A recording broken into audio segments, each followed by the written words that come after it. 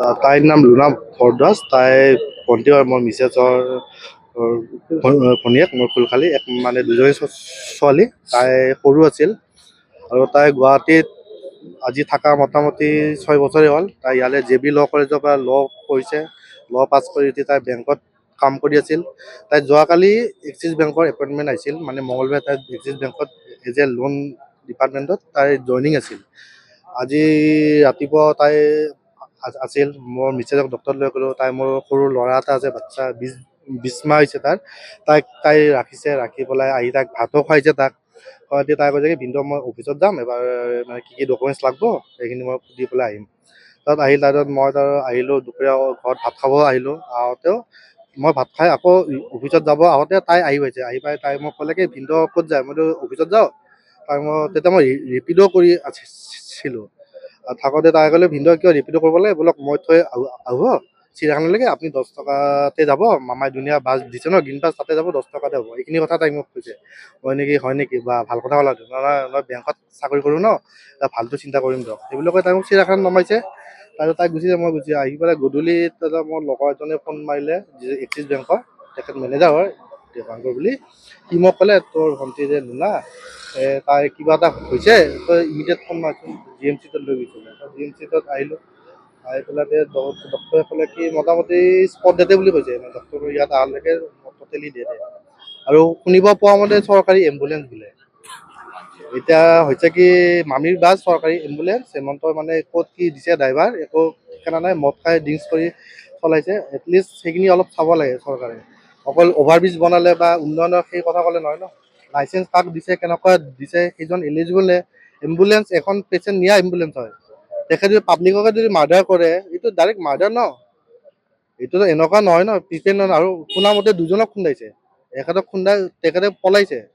তেখেতে এম্বুলেঞ্চে যদি পলায়, বাকীবিলাকৰ ছেফটি ক'ত থাকিব। এম্বুলেঞ্চত ৰোগী লৈ যায় মানুহক।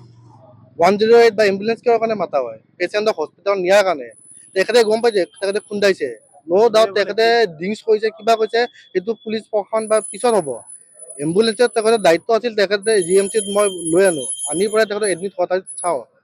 সেইটোতো অলপ চাব লাগে ন। খালি অকল মোদী আহি আছে, আকৌ শুনিছোঁ 30 তাৰিখে আহিব।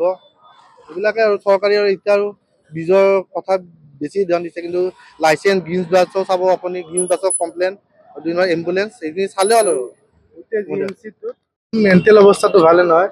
ৱাৰ্ড বয় এজন, এইজন ৰখি আছে। এইজন তেখেতক ক'লো কি হ'ল আপোনালোকৰ অকল এজনে ৱাৰ্ড বয় এনে, কিন্তু ইপিনে কিমান নিযুক্তি দি আছে, 3rd গ্ৰেড 4th গ্ৰেড। এই নিযুক্তিবিলাক কি নিযুক্তি।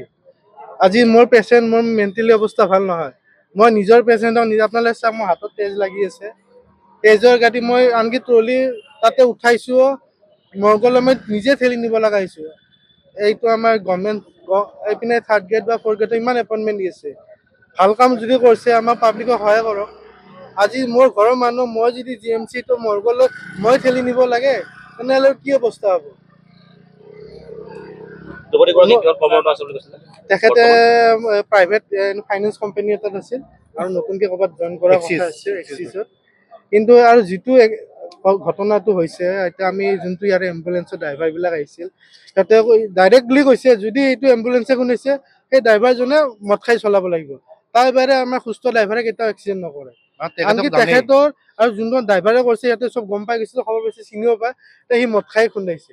যদি এটা ড্ৰাইভাৰ এজন, যদি এম্বুলেঞ্চৰ ড্ৰাইভাৰে যদি মদ খাই চলাই, আজি চাওক এটা 26 বছৰ এতিয়া ঘৰৰ কি অৱস্থা হৈছে। সৰু ছোৱালী এজনী অকালতে মৃত্যু সাবটি ল'লে। পৰিয়ালত কোন কোন আছে তেওঁৰ? পৰিয়ালত তেখেতৰ ডাঙৰ বায়েক আৰু মাক দেউতাক।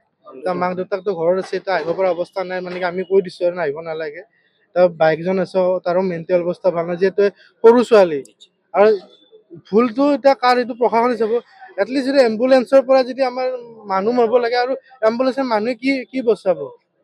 আৰু এইখিনি মই চৰকাৰ এটাই কৈছোঁ, আপোনাৰ যিমান যি উন্নতি কৰে কৰক, ভাল হৈছে পাব্লিকৰ বিচাৰে। এটলিষ্ট যোনখন GMC আছে আপোনালোকে চাওক, আজি এটা ৱাৰ্ড বৈ দি গোটেই GMC চলি আছে। মই নিজৰ পেচেণ্টক মই নিজে দাঙব লগা হৈছে। কিয় কৈছে কি, মই ৱাৰ্ড বয়জনক সুধিলোঁ কিয় আমাৰ ৱাৰ্ড বয় নাই। মই তেখেতক সুধিলোঁ গভৰ্ণমেণ্টেও এপইণ্টমেণ্ট দিছে, ইমান নিযুক্তি দিছে, খানাপাৰাত ইমান নিযুক্তি দিছে, সেইবিলাক কি হ'ল। সেইবিলাক গভৰ্ণমেণ্টে জানে ক'ত দিছে। মই আছোঁ, কি কৰিম দাদা, মই অকলে আছোঁ।